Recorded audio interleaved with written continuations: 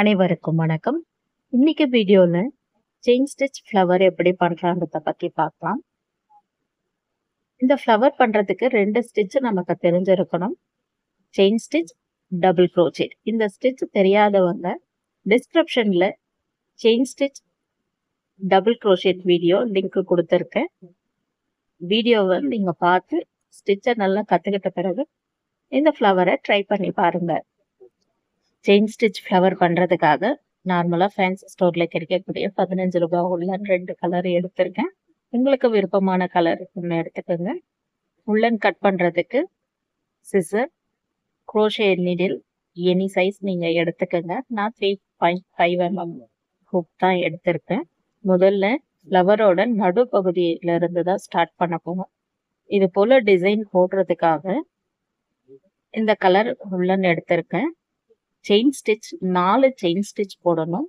4 chain stitch போட்டு முடிச்ச பிறகு ஃபர்ஸ்ட்ல போட்டு இருக்கிற இந்த செயின் வழியா இந்த ஊசியை உள்ள விட்டு அந்த பக்கமா இருக்கிற ரன்னிங் நூலை இந்த ஸ்டிச் வழியா இழுக்கும் போது 2 லூப் இங்க கிடைக்கும்.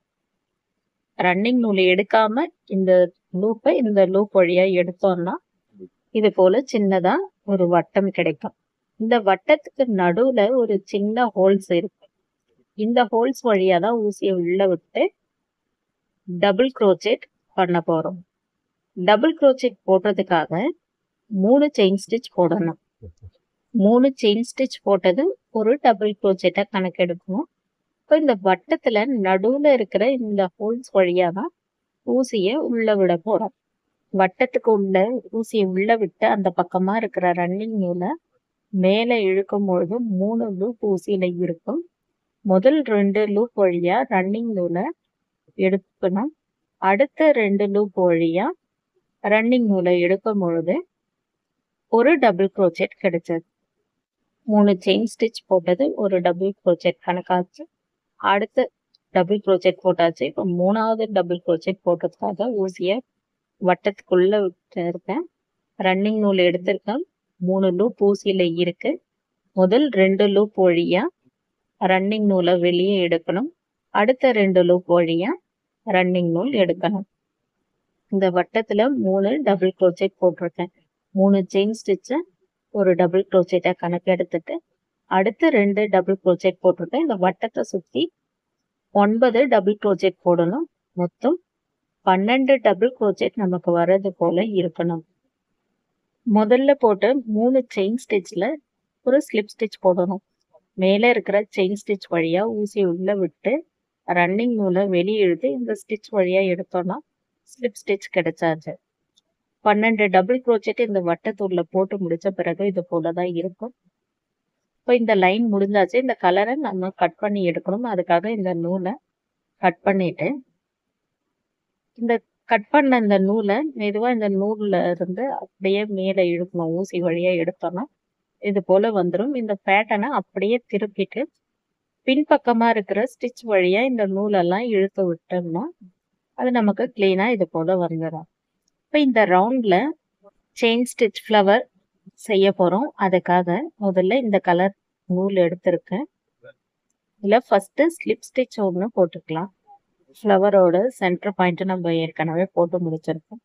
இதுல எந்த ஸ்டிச்ல வேணாலும் அந்த ஸ்டிச்சை ஸ்டார்ட் பண்ணலாம். இப்போ இந்த ஸ்டிச் வழியா ஊசியை உள்ள விட்டு அந்த பக்கமா இருக்கிற இந்த ரன்னிங் நூலை இது போல பிடிச்சிட்டு இந்த லூப் வழியாவே வெளியே எடுத்தோம்னா இது போல ஸ்டிச் ஆயிடும்.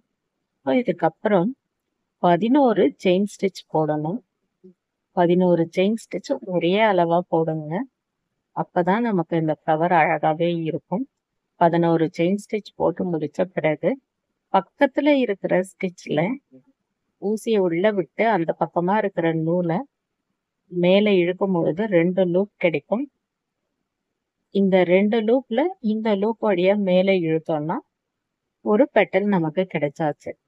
இப்போ அடுத்த பெட்டல் போடுறதுக்காக இதே ஸ்டிச்ல இன்னும் ஒரு 11 செயின் ஸ்டிச் போடணும். ஃபர்ஸ்ட்ல எப்படி ஸ்டிச் எல்லாம் போட்டுட்டு வந்தோமோ அதே போலவே செயின் ஸ்டிச் போட்டுட்டு வரணும். 11 செயின் ஸ்டிச் போட்டு முடிச்ச பிறகு அடுத்த ஸ்டிச்ல ஒரு ஸ்லிப் ஸ்டிச் போடணும். இந்த ரன்னிங் நூல் இப்படி மேலே இழுக்கணும், 2 லூப் கிடைக்கும். ரன்னிங் நூலை எடுக்கக்கூடாது. இந்த நூலையே இந்த லூப் வழியா எடுத்தோம்னா ஒரு ஸ்லிப் ஸ்டிச் கிடைச்சாச்சு. இப்போ மீதம் இருக்கிற எல்லா ஸ்டிச்லேயும் இதே போல தான் செயின் ஸ்டிச் போட்டுட்டு வரணும். 11 செயின் ஸ்டிச்சு. அதுக்கப்புறம் பக்கத்தில் இருக்கிற ஸ்டிச்சில் ஸ்லிப் ஸ்டிச் போட்டு அப்படியே லைன் ஸ்டார்ட் பண்ணிட்டே வரணும். இது போல மொத்தம் 12 செயின் ஸ்டிச் பெட்டல்ஸ் போட்டு முடிச்ச பிறகு செயின் ஸ்டிச் ஃப்ளவரில் 12வது பெட்டல் இன்னும் ஃபினிஷ் பண்ணலை. இந்த பெட்டல் ஃபினிஷ் பண்ணாதான் இது ஒரு ஃப்ளவர் போலவே நமக்கு தெரியும். 11 செயின் ஸ்டிச் போட்டு முடிச்சதும் பக்கத்தில் இருக்கிற ஸ்டிச்சில் ஒரு ஸ்லிப் ஸ்டிச் போடணும். அதுக்காக இந்த ஸ்டிச் வழியாக ஊசியை உள்ளே விட்டு அந்த பக்கமாக இருக்கிற ரன்னிங் நூலை மேலே இழுக்கும் போது 2 லூப் இருக்கும். ஊசியில் இருக்கிற இந்த 2 லூப்பில் முதல் லூப்பில் வெளியே இழுத்தோம்னா ஒரு ஸ்லிப் ஸ்டிச் கிடைச்சிடும். இந்த ரவுண்ட் முடியாத மாதிரி இருக்கு, ஆனால் இந்த ரவுண்ட் முடிஞ்சாச்சு.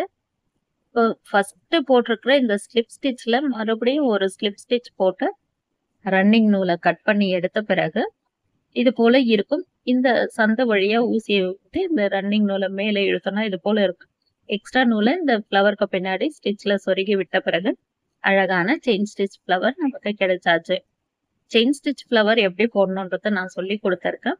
இதை வச்சு நம்மளோட ஐடியாஸ் பொறுத்து நம்ம எதை வேணா செஞ்சுக்க முடியும். குழந்தைங்களுக்கு ரப்பர் பேண்ட்லயும் இதை செட் பண்ணலாம்.